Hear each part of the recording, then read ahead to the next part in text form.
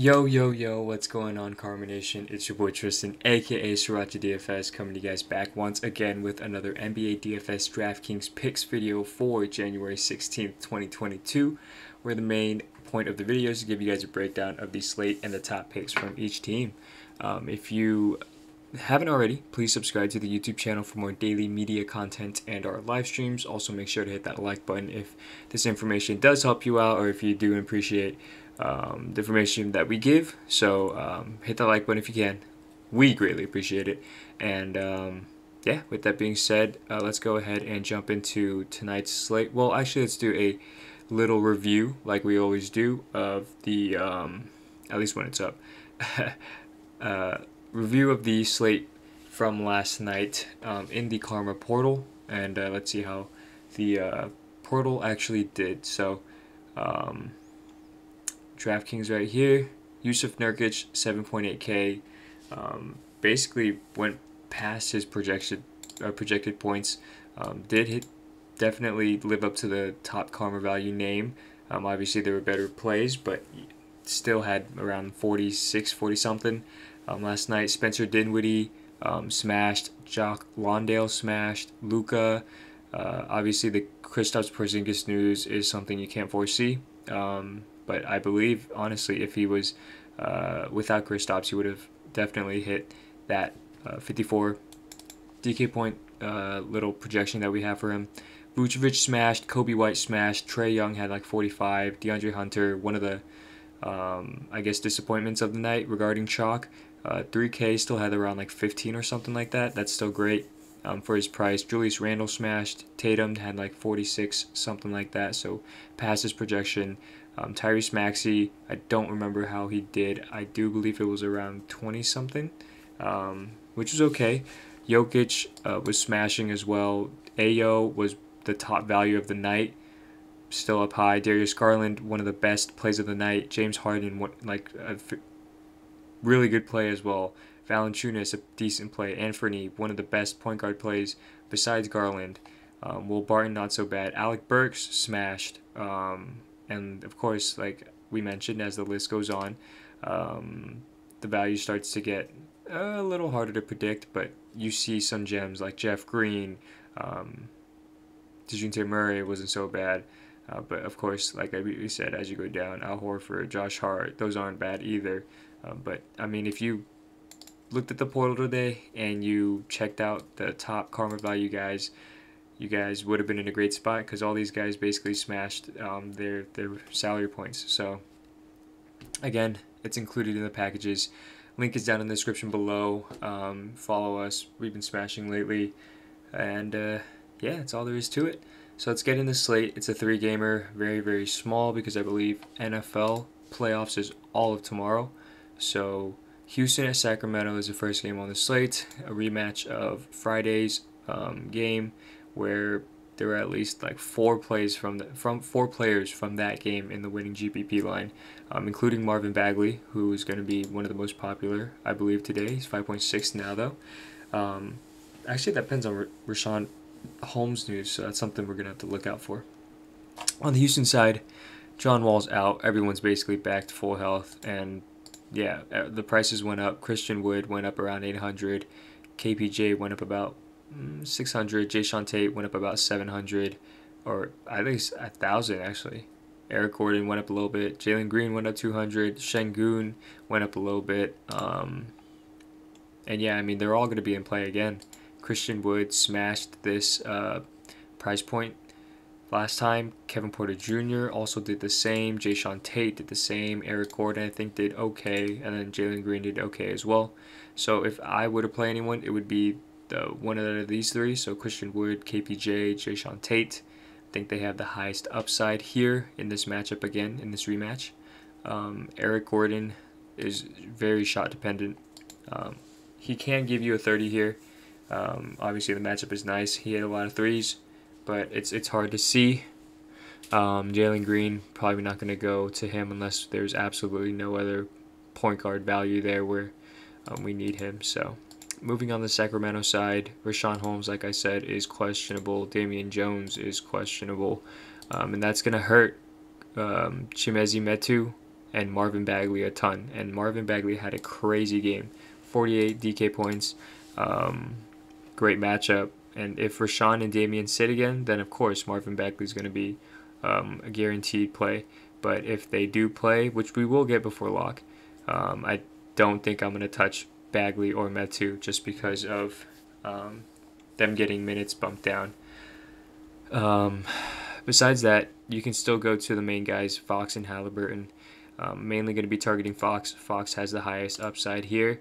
Halliburton is next, and then Harrison Barnes is as well. And I got to mention, if Rashawn Holmes and Damian Jones play, I do believe it gives a bump down to Buddy Hield or Harrison Barnes in the minutes category. I'm not too sure which guy yet, but one of them will probably see less minutes because you're going to have to move Marvin Bagley or Metu to the 4 spot, which takes away one of theirs minutes. Most likely Harrison Barnes, but Buddy Hield will also see less minutes, I believe, as well. Moving on, Utah at Denver.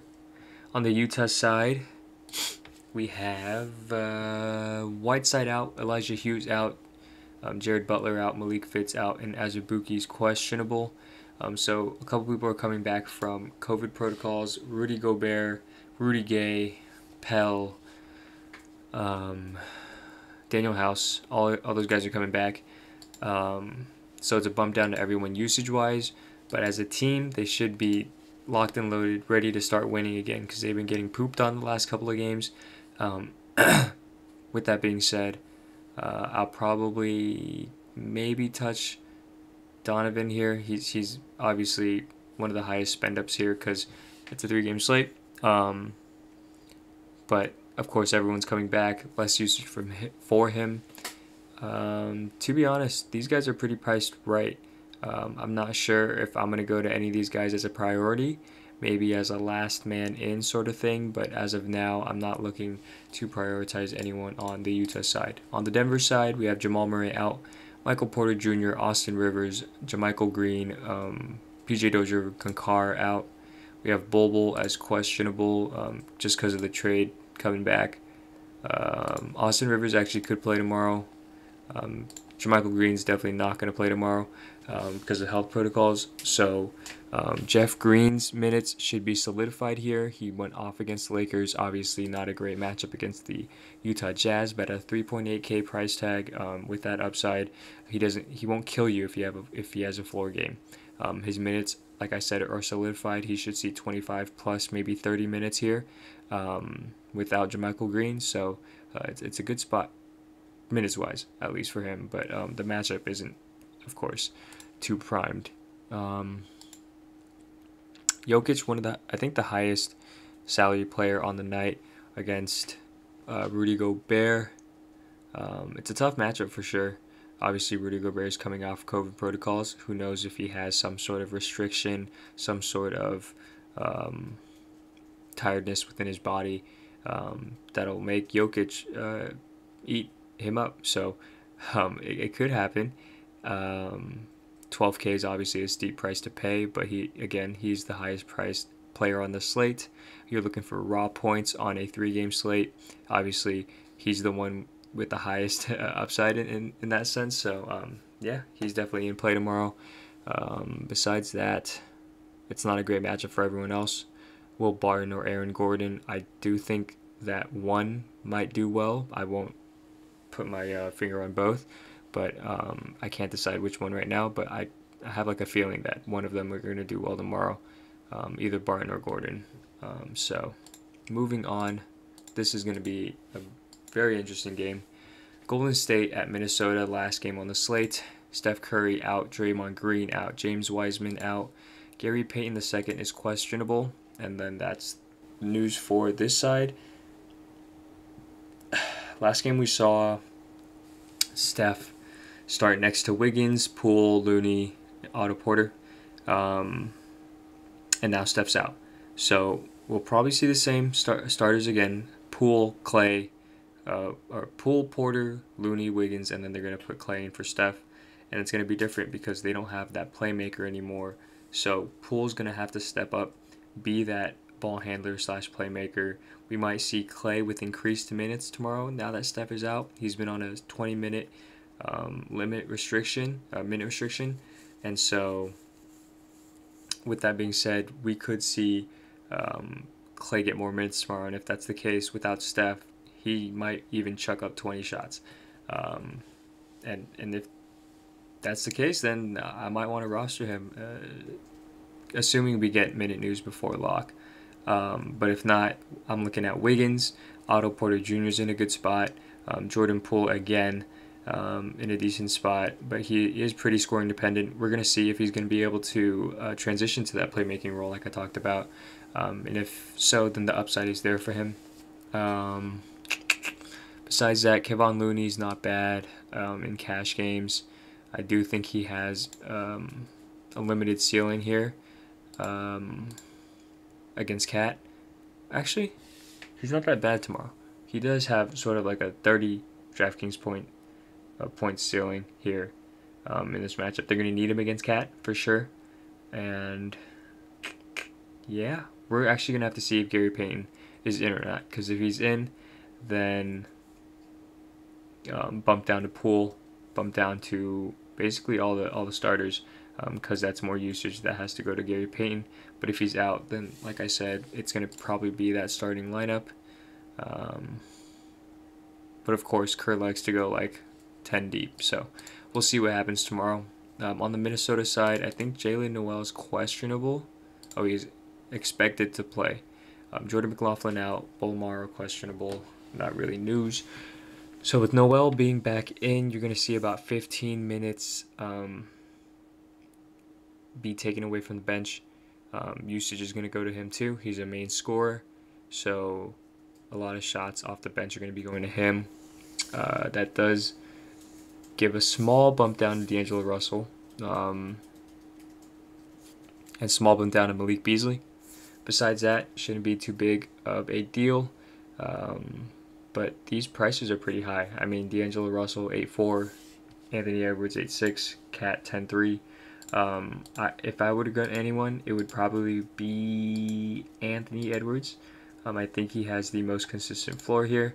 And D'Lo's upside is capped a little bit with Pat Beverly back, and then of course with Noel coming back, less usage of in the second unit, which D'Angelo does sometimes run with the rotations that Finch does. So I'm probably going to go to AE if I go to anyone on this team. Besides that, I mean, they're all decent plays. Golden State defense looked terrible against the Bucks, looked grand against the Bulls, so we don't know who or what we're going to get tomorrow. Just know that Steph is out, one of their main leaders. Draymond has also been out, so I do think Minnesota is going to win this game, but I just don't know how bad or how close, or it's I guess it's hard for me to read this as of now, without seeing the Warriors starting lineup and then knowing if Gary Payton's in or out. Because if Gary Payton's in, he's going to be guarding probably D'Lo. Matches well with D'Angelo, so just make that a note for tomorrow before we get that starting lineup. And yeah, that wraps up this NBA DFS DraftKings Picks video for January 16th, 2022. Again, if you guys like the video, please go ahead and hit that like button. Subscribe if you're new to the DFS Karma YouTube channel for more daily media content and our live streams. I appreciate you guys all for watching. As always, it's been your boy, Tristan, aka Sriracha DFS. Good luck in your contest tomorrow, and have a good day. Have a good day. I'm out. Peace.